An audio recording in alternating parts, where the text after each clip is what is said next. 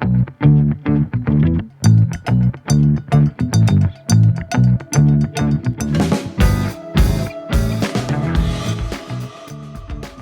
and welcome to Inside the Therapy Room.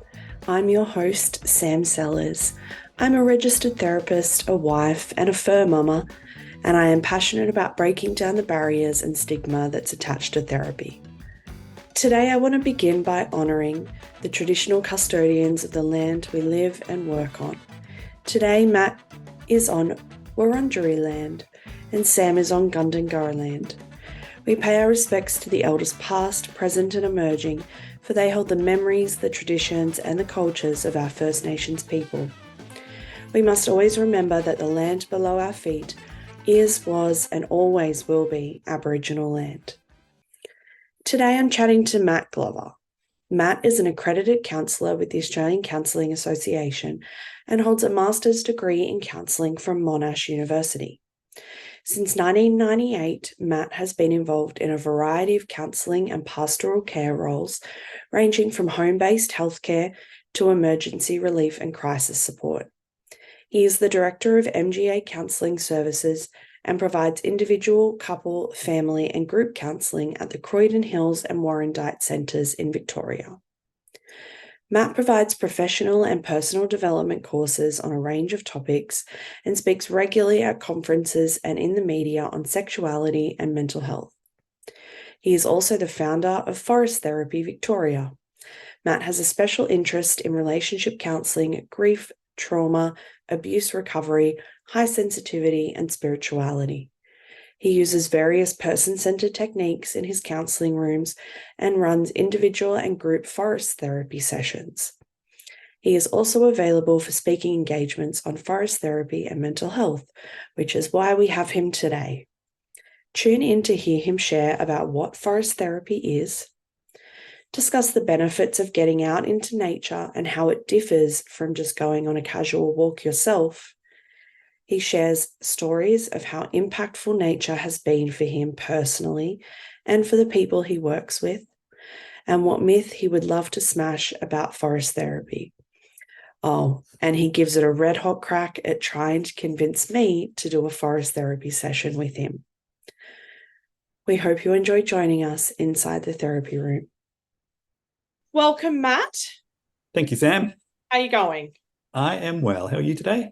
Good. I'm good. How is Victoria sunny today or dreary? It is a beautiful sunny day, blue sky. It's about, 20 degrees or something like that. Perfect. Just come back inside from a 4-hour forest therapy session with some other counsellors doing a training session. So good day so far.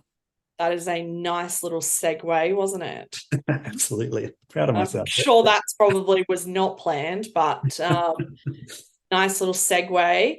Matt is going to be chatting about forest therapy today. I have a running joke that basically this episode is just going to be about trees and how you walk among trees and take photos of trees, and that's what your social media is. Which, to be fair, is not that much far from the truth, is it? I was going to say, you just described it perfectly. Yeah, so. exactly. There might be a random photo of a river as well in there, I feel like. Yeah. Yep, that's kind of it, really. So let's kick off with, what is forest therapy? I love that the feigned attempt at interest there. It's really good. For anybody who has never met me in real life, people, I am not a nature person. Forest therapy, Matt's been trying to get me to go down to Victoria to do a forest therapy session for about, the last 3 years. Still has not happened. But I'm sure he is about to convince every one of you about all of the benefits of trees. Absolutely. Is there any scope to add a poll to this podcast about, getting you down to experience a forest therapy session? Absolutely not, even if there is. I am not researching whether that's a possibility. Okay. All right. Somebody just email me and let me know. We'll make that happen. Absolutely. So what is forest therapy? Now, it absolutely depends on which angle you're coming at forest therapy from. So from my perspective as a counsellor, forest therapy is one of the modalities that I use in my therapeutic practice. So for some people with burnout, for instance, if they're coming to counselling for recovery from burnout, forest therapy will be one of the modalities that I use to help bring some of those symptoms under control, to lay a foundation for healing and moving forward. So it's not all of what I do, it's part of what I do. So that's in the counselling side. But of course, my counselling practice is it's MGA Counselling Services, and Forest Therapy Victoria is part of that. So the Forest Therapy Victoria side also runs forest therapy events for the public where people buy a ticket and come along. And so it's not a specific therapeutic intervention for those people. It's more of a health and well-being exercise where they learn to use nature just for their general health and well-being. But also it's sometimes used by corporate bodies for health and wellbeing days, team days, and things like that, just to equip their workplace for some more stress management tools. And more recently, and I suspect some of this is unique to Melbourne because of our really strict lockdowns that we had during COVID, just encouraging people to get back outside, away from their screens, and reconnect with nature, because some of the mental health symptoms that we're seeing at the moment can pretty much be stemmed back to just being inside and on the screen too much. So in that sense, forest therapy can be different things for different people, and also different organizations as well. But for all of them, at the heart is getting out into nature and slowing our systems down so we can then receive the health benefits that are on offer from nature. If you think about our human history, so this represents how long that we've existed. At one end, this is where we appeared, and the other end of that timeline is where we are now. For the vast majority of that time, we have lived and worked outside. And so our health systems have developed in partnership with nature. And it's only this last little bit of history that we have started to live and work inside the room, for instance. Do you like that? Yes. And that coincides with where our mental health as a society has started to plummet. So forest therapy is about reconnecting ourselves to nature. There's a term known as biophilia, and biophilia describes our inherent connection with nature, almost as if it's within our DNA. And the biophilia effect are the health benefits that we receive when we do reconnect with nature. So forest therapy is about listening to the biophilia within us and working towards that biophilia effect, the health benefits. So it's quite a slow process. Forest therapy is not adventure therapy. It's not bushwalking or anything like that. We're not abseiling or climbing trees or anything like that.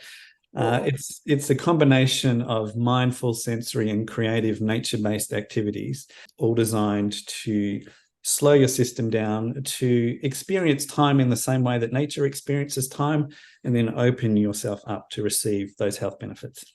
Sounds legitimate. Did you think I was just making all this stuff up? Absolutely. What drew you to forest therapy? Look, it's been a long journey that started in my childhood, really. Where I grew up, it's a place called Hoppers Crossing, which is out in the western suburbs of Melbourne. But at the time that I grew up, it was rural. Our house was in the middle of fields and paddocks, and we didn't have any neighbours, and dirt roads and barbed wire fences and all that sort of thing. And my family was a relatively poor family. I didn't know that at the time. My parents did a really good job of raising my sister and I to not feel like we ever needed anything. It was only on reflection that I realized that, we lived way out there because that was the only place my parents could afford. So what I would do to sort of entertain myself as a child was I would get on my bike and I'd ride down to the river, or I'd ride out to the mountains and things like that, and just spend the whole day exploring. My dad used to like photography, and so I used to grab the little film canisters that you used to get with film cameras, and I'd load my pockets with those things, and I would collect water from all the different ponds and things like that, and I'd bring them back to my house in the evening and look at the water under the microscope that my parents had got me, and just look for all the different bugs and growing things and all that sort of stuff. So I just would immerse myself in nature basically every spare moment that I got. This is back in the day where there was no mobile phones or anything like that. The only rule I had was I had to be back before the streetlights came on. Mm-hmm. So I'd be gone all day. Parents had a rough idea where I was, like he's somewhere in Western Victoria.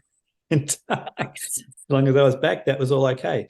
And so I really, really connected with nature in that way. It was a big part of my childhood. The first holiday that my parents took me on was to a place called the Grampians, which is in the Western District of Victoria. Its Indigenous name is Garryword. At this point in Sorry, time, I'm going to give our listeners fair warning here. Matt is about to probably fangirl over the Grampians. He talks about it all the time, like literally all the time. So you make it sound like a bad thing. I know, but I'm just fair warning. If the next 20 minutes are spent talking about the Grampians, that's why. Right. You would think that Parts Victoria would sort of sponsor me or something by now. I know. Anyway, still keep on going. Where was I up to?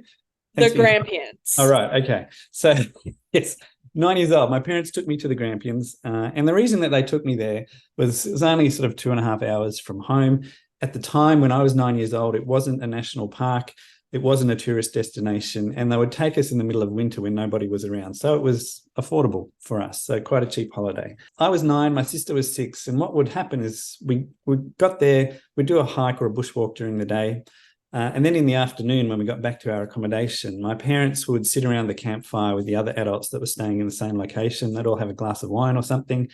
And then just like I did at home, I would disappear up the mountains afterwards and I would just explore as if I was the only person that had ever been there. And I love those moments alone in the mountains because Hoppers Crossing is very flat. It's flat as far as you can see. And so on this holiday to the Grampians, the first time I encountered mountains for the first time, it just captured my imagination. On this one trip, it was in the first holiday that we had there, I was exploring up the mountain after a bushwalk, and the Grampians are a very rocky mountain range. And so I was making my way around this huge rock that was about the size of a house. As I was walking around it, I had my sort of left hand on the rock, just sort of feeling my way around. And as I came around a corner, I came face to face with what felt like a giant kangaroo. Now, I'm a relatively small person and I was a very small child, so it was probably an average size kangaroo, but it felt giant. Okay, let's go with that. In that moment, though, face to face, nose to nose with this animal, there was no fear. There was no stress or anxiety. It was a really calm moment. And so I just clambered up on top of this rock. And for the next 45 minutes or so, I hung out with this kangaroo. And I just sort of lay there on my stomach and I watched it forage and eat and, watched the sun start to set. And then eventually it did start to get dark. And it's like, oh, I have to go back. So I scrambled down off the rock. And look, I don't know whether this happened in real life or it's just part of my imagination. I would like to think that this part really happened. But as I scrambled down off the rock, I looked at the kangaroo and I kind of nodded my head in gratitude for that time that we had together. And in my mind, I can see the kangaroo nodding its head back at me, saying, this has been really cool. Thanks for hanging out with me. Because of this experience and just the things that I would encounter in the mountains, I was just captured. This place was magic to me. And so my parents took me back every year, and it might surprise you looking at these youthful looks, but I'm significantly older than 9 now. I've been For anyone listening, you're now going to have to venture onto YouTube to see Matt's youthful looks, despite using the terminology back in my day. Those two things don't tend to go hand in hand. Yes, thank you for pointing that out. So I've been back to the Grampians basically every year since then, multiple times. Each time I went back, the same sort of thing would happen. And as an adult, I have 2 sons. At the moment, they're almost 21 and almost 19. When I first took them, they were 9 and 11. So the youngest one was about the same age as me. And they were looking forward to a holiday. We'd had some pretty ordinary things happen to us in terms of grief and loss and trauma. So we were looking forward, just the 3 of us going away together and spending some time. They weren't jumping out of their skin, though, because they didn't really know what to expect. They'd never been there before. So we go along, and we've been there for, I don't know, maybe 3 hours, half a day max. We'd unpacked our stuff. We're just getting used to our little cabin and exploring the surrounds. And after about half a day, my oldest one, Tom is his name, he came up to me and he grabbed me with both hands. He grabbed both of my arms and he looked me in the eye and he said, "Dad, we have to come back here next year. We haven't even barely started our holiday and already he wants to come back." And then about 2 days into it, we've done a hike and Tom and I are sitting on the veranda just sort of relaxing. He's playing his guitar and Jared is wandering around. Jared's the younger one. He's wandering around in the bush out the front of the cabin, and it's almost like he's in a trance of some sort. He's sort of wandering around mesmerized, and he's looking up at the canopy and he's reaching down to smell the leaf litter and he's putting his hand on the trunks of the trees. And I asked him, what's going on for you here, matey? He goes, oh, Dad, I'm not really sure. It's really hard to find the words to describe. So just give it a go. And he said, well, I know we've just got here, but it just feels like I've always belonged here. And when he said that, I remember thinking exactly the same thing when we drove away from the Grampians on that very first holiday. As we drove away and I saw the sawtooth ridge of the Grampians disappear into the background out of the back window of the car, it felt like I was leaving part of my soul behind. It felt like I'd always belonged there. And so for my son to say the same thing all of those years later, it made me start to question what on earth is going on here. And when he said it felt like I'd always belonged here and echoed my thoughts and words from when I was the same age, it triggered a memory for me. And so when I went back home, I went to my parents' place and I rummaged around. I found the box with all the old photo albums. And in the Grampians, did I mention it was the Grampians? I'm not sure if I mentioned that or not. Did I? Yeah, I did. Yes, just for the record, the Grampians. Okay, got it. So in the Grampians, there's a fairly famous walk known as the Pinnacle, and it finishes at a rocky outcrop that looks down through the valley over the township of Halls Gap. So any tourist brochure or website that features the Grampians will have the Pinnacle on it. Now, when I got the old photo albums out, I realized that I had a photo of my great-grandfather standing on the edge of the Pinnacle back when there was no fences around it or anything like that. I also have a photo of my grandfather standing on the edge of the Pinnacle. I have a photo of my dad standing on the edge of the Pinnacle. I have a photo of my sister and I standing on the edge of the Pinnacle. And I have a photo of my two sons standing on the edge of the Pinnacle. 5 generations of my family have been drawn back to this place. None of us have ever lived there and none of us have ever worked there. So I wanted to know why. What is it about this place that keeps drawing us back? So I was really fortunate that a few years ago now, I had the opportunity to sit with an Indigenous elder to explore this topic. And I told him the story in as much detail as I could. And after I finished, he got very thoughtful and very contemplative and went quiet for a moment. And then he leaned forward and he said to me, he said, Matt, I have no idea what that means. It's like, oh, come on, you're supposed to know this stuff. But then what he went on to say was, what I can tell you, Matt, is that my people consider Gariward the most spiritual place in Victoria. So whatever it is about the spirituality of your family and the spirituality of this location, it draws you together. And this is where you find healing and wholeness on your journey. And that was exactly right. You know, whether it's been the Grampians most of the time, but whether it's there or whether it's the Dandenongs where near I live, the wetlands, the Yarra, as long as there's trees and there's bush there, that's where my boys and I have often gone to heal from the grief and the trauma of the journey to this point. And so using nature for my own healing has always just been inherent in who I am. And so then eventually having it come across into my counselling practice kind of just made sense. So there was actually, when you were talking about the Grampians, I've never actually told you this before, but there is one part of nature that I actually do really like, and that is rock faces and gigantic rocks and things like that. There is a running joke in my friendship circle because when we went camping one time, all I wanted to do was walk around, and I've literally only ever been camping that one time because I hate it. But all I did was find all of the giant rock faces and took photos of them. And my camera reel or gallery was just full of photos of rocks. So there is a running joke in my friendship group around liking rocks and things like that. So I do understand. I may not understand the trees, but I do understand the beauty that comes in a rock formation and the differing colorings and dimensions that it brings. So maybe you should go to the Grampians. Have I ever mentioned that? Oh, I knew you were going to try and look, one thing at a time. Okay. It's taken 3 years to try and get a forest therapy session. It might be a little bit longer for the Grampians. Got it. No, just put it out there, you know. But how is forest therapy different than just, me telling my clients to get out and walk in some grass as a grounding exercise? How is it any different from that? Mm-hmm. Well, in a sense, how is normal counselling any different to just sitting down having a chat with a friend? There's a lot of overlap and a lot of benefit from just doing exactly what you said, going out and to walk in the grass. But of course, with counselling, they're guided conversations with people that are a little bit more removed and to take you places that perhaps you wouldn't go on your own. So that still happens when you're out in nature, using nature as a counselling intervention. However, one of the main differences is when I take people outside, my role changes. Nature becomes the therapist and I just become a guide. So I will take people to there and then nature does what nature's going to do. And sometimes that's a little bit hard to predict. So, for instance, yesterday, I took a public group on a forest therapy experience at the wetlands just near my house here. Now, a public forest therapy experience is where just random people buy a ticket off the website and they come along. So I don't know who these people are. I don't know anything about their story. All I know is that they want to come and experience 3 hours of forest therapy. So I do the introduction and then I take them outside and we do the experience. And at the end of the day, they go home and in all likelihood, I'll never see them again. So that's what a public forest therapy experience is. But there was one particular exercise that we do, or that we did yesterday.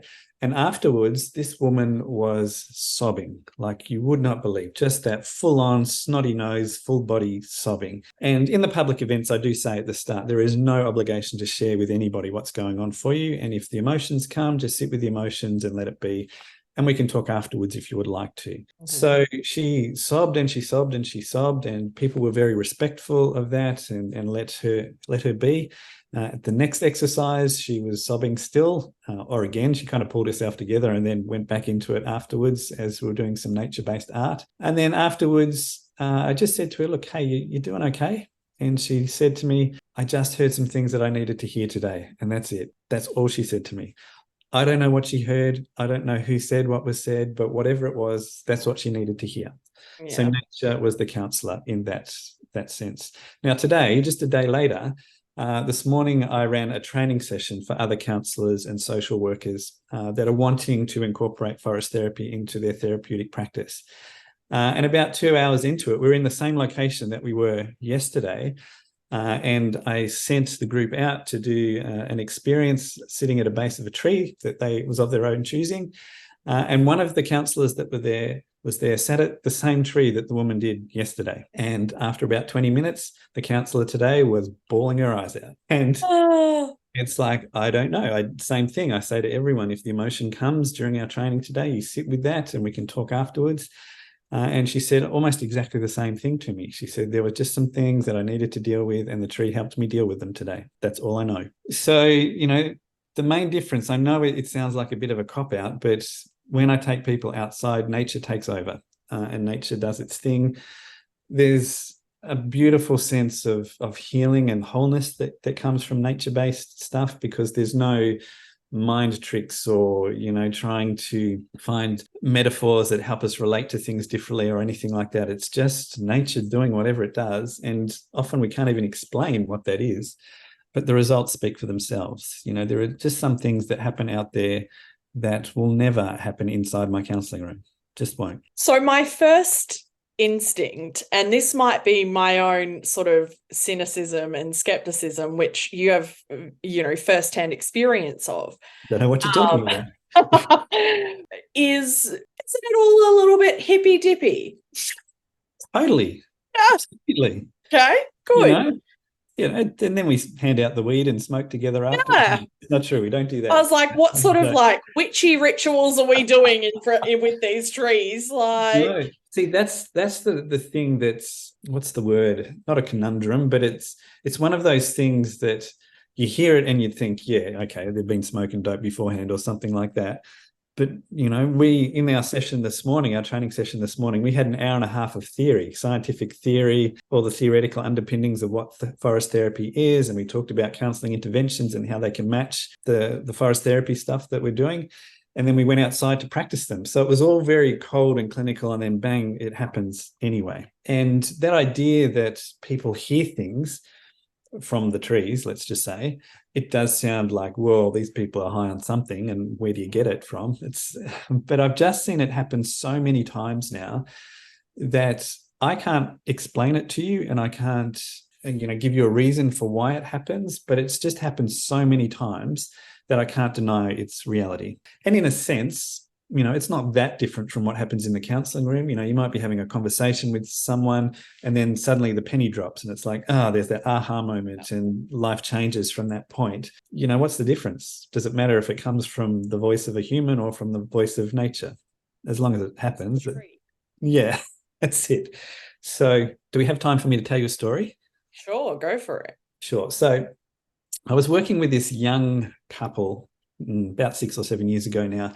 They were individual clients of mine. They were both coming to counselling for trauma, and both of them had significant childhood trauma, like, the kind of the worst of the worst stuff.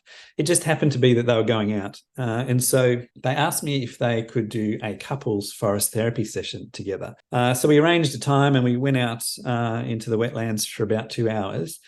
And one of the exercises that we do, we call it Meet a Tree. And this is where we imagine that a tree is a sentient being, so it has an awareness. It can hear and contain your story for you. And so the rings in the trunk of a tree no longer are just an indication of age, but also of the stories that tree has heard and holds safely. And so what we invite people to do is to wander out through the forest area and to choose a tree and to sit by that tree and then just to gently, quietly tell them a little bit of your story. And the other thing we invite people to do is to wander around or to wander around and stop when they feel a tree chooses them. Now, it's hard to explain what happens when that actually happens, but it happens most times. Like today, for instance, there was a woman that was making a beeline for a tree with a really smooth trunk. And then this old gnarly tree, these are her words that she said this morning, that old tree just sort of called to me and drew me close. So that's where I had to sit. So we invite people to go and sit with a tree, either of their choosing or one that chooses them, and then to simply have a chat, get to know that tree, tell as much of your story as you feel comfortable to do. So this young couple, I left them out there. He went to a tree that was about 50 meters in one direction. She went to a tree that was about 50 meters in another direction. So they weren't within earshot of each other. And I just left them there for about 25 minutes or so. Then I went over to where he was sitting and just to check on him, make sure he was okay. And I got there and he had this bewildered look on his face. He looked quite shocked. And I said to him, mate, what's going on for you? You okay? And he said to me, yeah, man, I'm fine, but it's really, really weird. It's like, well, what do you mean? He goes, well, I feel like the tree has been talking to me. So I said to him, just on a bit of a hunch, well, what's the tree been saying? And he said to me, well, when I look down low, I can see that this tree has been wounded and marked and scarred by animals or children or something. But when I look up high, I can see that there's new growth, new branches, new leaves, all reaching towards the sky, strong and firm. And he said, it feels like the tree is telling me that that's what my life is like. I've been wounded early on, but there's new growth and new things to look forward to in the future. And I thought that was really beautiful, like really beautiful. So I left him there just to contemplate that a little bit longer. And I went across to where she was sitting, about 100 meters away. And she had that same bewildered look on her face when I got there. And I said to her, hey, you going okay? She goes, yeah, I'm fine, Matt, but it's really weird. It feels like the tree has been talking to me. I'm thinking, this is interesting. I can see where this is going. Yeah. This is total truth. This is not made up. So I said to her, what's the tree been saying to you? And she goes, well, when I look down low, I can see that this tree has been wounded and marked and scarred. But when I look up high, I can see the new growth reaching for the sky. And it feels like the tree has been saying that that's what my life is like. It's like, oh. So, okay. I'm thinking, I think I'm unnecessary in this place at the moment. You felt very needed. That's right. So I brought them back together and I said to him, tell her what the tree said to you. And he recounts his story and her jaw just drops. And then I say to her, well, tell him what the tree said to you. And she recounts her side of the story. And then they embraced each other and they sobbed and they sobbed and they sobbed. And it was a really beautiful moment of healing for both of them, and for me, that kind of personifies what you were asking me before. When I take people outside, I'm just the guide. Nature is the therapist in that instance, and nature did its thing for that couple. I mean, it's very beautiful, poetic imagery. And my first instinct is that the trees are very gossipy because they're telling each other what the other person is saying, which just like the trees don't understand confidentiality. But yes, I mean, it is very You're like, you've just ruined a beautiful story. I'm gonna say, look, maybe I shouldn't take you out into nature because one of the trees is going to drop a branch on you or something like that, just to teach you a lesson. Yes. Oh, I love using metaphors with my clients, so I can understand even just like that imagery that they get from a tree can be powerful in owning your story. Absolutely. So Story and metaphor is a really important part of forest therapy, particularly with grief and with trauma. The things or the motives that we see in nature helps us make sense of our own stuff. And, you know, whether it's that was happening for this couple or not, at the end of the day, it doesn't matter. Healing happened for them. If they feel they heard the tree speak, then as far as I'm concerned, the tree spoke. Yeah, of course. That's okay with me. Yeah. So, and I'm sure that your answer is going to be everyone when I ask this, but I'm going to ask it anyway. Who is forest therapy going to benefit? Everyone except, you know, cynical supervisees that live in a different state. Everyone except me. No, you Amazing. would benefit The trees hate me. Totally. Look, no, in all honesty, it doesn't benefit everybody. And it's important to point that out. But usually the people that it doesn't benefit are those that carry trauma stories, and those trauma stories are based in nature. Yeah. Okay. So it might be that they've survived a bushfire, or they might have been attacked in the local park, or something like that. So taking people like that outside to do forest therapy, it's not necessarily a good idea. Look, it can still bring healing. There's no question about that in terms of maybe doing exposure therapy or something like that. But you have to be super sensitive to that. And so, yeah, we need to know people's, or at least a part of people's stories before we take them out there to make sure that that's not going to re-traumatize them. Does it, I'm thinking, like, my brain, I guess, sort of goes to people who struggle with traditional modalities of talking and cognitive based therapy. I would assume it would help those types of people, sensory based people, neurodivergent people. Yep. Yeah. Okay. Yeah, it's really good. One of the other programs I run is called Nature Play for Kids, and it's like forest therapy but aimed at children specifically. The only thing really that is replaced in forest therapy, the aim is to slow people down to receive what nature has to offer. In the Nature Play program, we add in unstructured play, so it can be slow, but it can be fast, whatever. But we let nature guide that, so we don't structure the whole time that we're together. We just let kids follow wherever nature leads. One of the pilots we did for that was with a family with 2 kids on the spectrum, 2 boys. And so we planned a 2-hour pilot program with them. And we ended up being outside for like 4 hours because it was just going so well.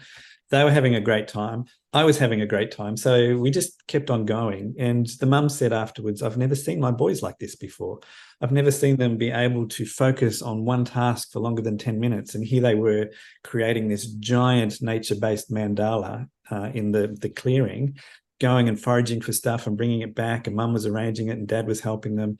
And they did that for 45 minutes without missing a beat. I didn't have to coach them or anything. They just kept going. And that was nature, again, being the therapist and helping them do their things. So more and more research is being done on this area about the benefits of nature for different cognitive abilities, different ages, different genders, everything. And time again, the results are coming back as it's good for you. Yeah. Okay. I'll give it thought. No, I mean, in all seriousness, we look to kids for natural creativity. We tend to lose imagination and creativity the older we get. So I can imagine how being outside, you know, we know that unstructured play works for kids and the benefits that can have. So I can only imagine when kids have the freedom to explore, to create, to imagine what a tree is saying, that's going to, the only word that's coming to mind is that it could be magical for them because the imagination will just run wild. Now you're talking my language. Look at you go. Oh, yeah. So I guess for people who are skeptical or who are maybe thinking, I don't have a level of fitness to go on a hike. I don't get out much. I might have a disability. What have you. What do you say to those people about forest therapy? Sure. So I suppose one of the misconceptions about forest therapy is it's bushwalking. It's not bushwalking at all. We don't walk very far. Like today's event that I just mentioned before, I think in total, over 4 hours, we walked 1.5 kilometers. So hardly anything. And it's certainly not very fast, and it's never on really rocky or steep terrain either. Some of the public events that I run, they're called all ability walks. So we specifically choose places or parks or reserves that have good accessibility. They might even have made paths, at least very flat paths, and they might have all ability toilet facilities and things like that. Okay. So yeah, while there might be some walks that might be inaccessible to some people, there will always be a walk that is accessible to everybody. Yeah. That makes sense. So you don't need high levels of fitness. You don't have to be artistic or anything like that. There is a creative element to it, but we make a distinction between creativity and artistic. So you don't have to be artistic to come along and do it. And really, the only thing that it requires is an openness to slow down and receive what nature has to offer in that space. Now, plenty of people have been cynical about it, present company excluded. Yes. And in all the time that I've been doing this, and it's probably 10 years now that I've been doing it as part of my therapeutic practice, there's only ever been 2 people that have just point blank refused to participate. And with a little bit of more exploration with those people afterwards, it turned out that it wasn't actually the forest therapy thing that was holding them back. They were both carrying some significant trauma, and they knew that if they slowed down, they were going to have to face it. And so they didn't want to do that. And so it wasn't forest therapy, it was just therapy in general. That's it. Yeah. It was, right. They knew that it would just be front and center, and so didn't do it. Yeah. And that's okay. I do say at the start of all of my forest therapy events, whether it's a public one or a private one, if we start to do something and for whatever reason it's too much of a trigger, then we don't have to push through. Let's just stop and do something else. Have you had anyone go through the forest therapy process and still come out a cynic? Not yet, but we'll challenge accepted. Now I have said publicly, challenge accepted. That's it. Can we do another podcast on the other side? We'll do a part 2. Yeah, that'd be good. Look, I've had some people. Sorry, I've had some people do a forest therapy event or do a counselling session outside, and will say, "Yeah, I can feel the difference here, but this is not something I really want to do." Yeah. Very often. So they see it, they recognize the benefits in it. They can recognize that there are some people that will really connect with it, but they prefer the talk style of therapy or maybe some art therapy or something like that. They'll prefer something else. And that's quite okay. Like any modality of counseling, there is no one modality that is 100% effective with everybody. So, just like with acceptance and commitment therapy, for instance, there are some people that you'll take through that process. They'll get some benefit out of it. They'll see the benefits of it, but will say, that doesn't really suit me. Can we do something else? Forest therapy is the same. So is it similar in terms of people come to therapy with a idea in mind of what they want to work on, what they want to talk about? They might be coming with a particular topic or issue.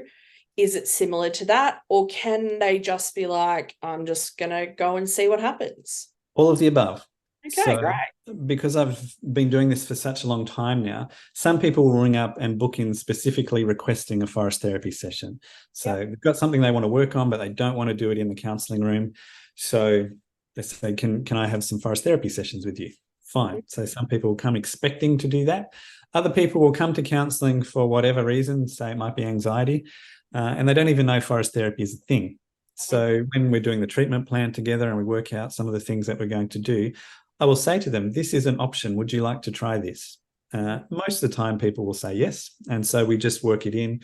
And while I might see them for, say 10 sessions, we might do 1 or 2 of those outside. Mm-hmm. So it's a little bit of both there. And occasionally, like there will be just some people that say, no, I don't want to do that. Yeah. That's okay. Yeah. Of course, it is very weather dependent. Yeah. And, sometimes we plan to do a forest therapy session and, the floodgates have opened up and it's like, we're not going outside to do that today. So it's all a bit flexible. I don't ever say to anyone, yep, absolutely 100% guarantee we're going to be going outside. Like, make it an option, but if it's rainy or if it's too hot or if it's too windy or where we are here, it's not too far from where some of the bad bushfires have been. So if there's too much smoke in the air, then we just don't go outside. Yeah. See, walking in the rain, that's much more my language. I love that. But I would imagine that would be a safety issue. It can be. There's a difference Yeah. between some light rain and torrential downpours. Yes, fair. If it's light rain, we'll still go out. Yeah. You're right. It can be really lovely doing Yeah. a therapy session in the rain. And there's actually one of my, you have memories of the work that you do. And one of the sort of iconic memories of forest therapy for me is I was doing a walk with a group and it did start to rain quite lightly when we were about halfway through it. And this woman is standing there in a clearing, facing the sky and her arms outstretched to receive the water.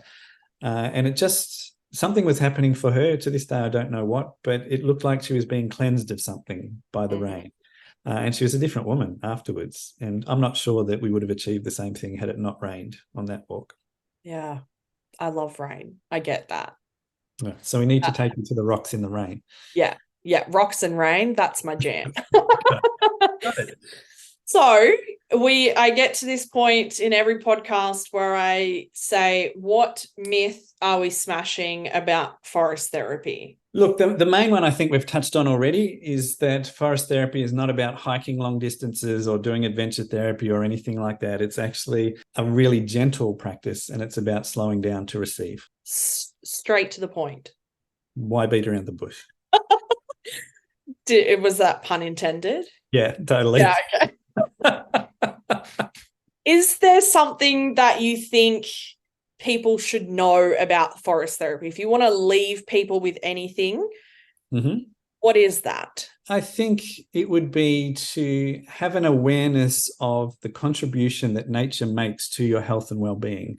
And that even if you don't have language for it, but you just feel a bit off and you think something's not quite right, just go and spend an hour or two out at the local park or reserve, or even out in your back garden or something like that. Just spend a bit of time in nature and see if that adjusts things a little bit for you. Because like we were mentioning earlier in our session together, there's something within us, part of our evolution, that connects us to nature, and our lifestyles have disconnected us from nature. And so just spending that time outside can reform that connection and put things back into balance. Give that a try first. So give it a go is what you're... Get the message? Yep, got it, loud and clear. I love that you had to, I got you onto a podcast for you to tell me to give nature a go. Yeah, well, no, I've told you 1,000 times. But yeah, I know. This time I've got you to listen. No, I mean, I am certainly not anti-nature by any means. I'm one of those people that I can see the benefits, just as I can see the benefits in kale, but I'm not going to eat it. So, it's just one of those things. But I can definitely see that, for some people, particularly those who are naturally drawn to the natural world, would receive immense benefit. So I do look forward to part 2 of this after we've taken you out. I think actually we should see if we can do it live. Oh, yeah. Yeah, let's do that. I may have just set myself up for something I do not want. I'm loving this. Let's do this again. Yeah, we will not lock that in just yet. Oh, it's locked in as far as I'm concerned. Yeah. Thanks for listening. And you have nature in your office before, you know, that considering we talk about the outdoor room with forest therapy, I want to let you know, let's pull back to the name of the podcast, which is Inside the Therapy Room, not outside the therapy room. So inside your therapy room, you choose to bring pictures of trees, which I find largely humorous, and 10,001 plants, correct? That number might be slightly exaggerated, but there are a lot in here. 9,099. And the screen that I'm looking at to see you at the moment, behind that is a big window, and I have a view of Mount St Leonard's and the Toolangi State Forest, and it's basically a nature-based view out of my counselling window. There we go. My virtual self is in nature. Yeah, that's right. Done. And look, that's by design. There's a really famous study in the forest therapy world where people that were in hospital were having their recovery times measured. The variable was what they could see out the window. And so half the participants had a view of a brick wall and the other half had a view of nature. And those that had a view of nature would discharge earlier than those that had the view of the brick wall. Yeah, I must say, as somebody who just spent a significant time in hospital, I had a window view, and I said to my wife many a times that I can't imagine what it's like for people who don't have a window view, even just simple things like watching the rain on the window pane and things like that. It sort of, this is not a nature benefit, but it gave you something to look at. And, you know, it was something to distract you from everything else that was happening in the hospital setting. So I'm not surprised by that research that having a window view would be beneficial. Yeah. So my counselling room does look out into the window. You're right. Yeah, I've got lots of plants. The things on the shelves generally have some sort of connection to part of my story that will usually have a nature-based element to it. So if I do have a client that can't or won't, or it's just not appropriate to go outside with, there's still some of that nature-based benefit in the room. Well, I'm sure that you have convinced many a people to give forest therapy a go. Present company pending. But I think, I mean, if anything, I love people getting out and doing something different. And I love modalities that cater to the alternate route. Anything that's not cognitive mainstream therapy, I am generally on board for. I love the alternative routes because I think that they tend to take in the whole self, not just part of a self. And I think that is necessary. Good. Well, I look forward to taking you out. Maybe we should make it a public event. Come and join Sam under the trees. Oh boy, I've Inside signed up the for something room, that I am not ready for just yet. But anyway, thank you. Like I said, I'm sure that many people are up for it and are much more pro nature. But yeah, I hope more people sort of at least explore the possibility that there are different things, that there is more than just standard talk therapy to help people. Good. Thanks for having me. Thank you. We hope you enjoyed joining us inside the therapy room. Thanks for listening.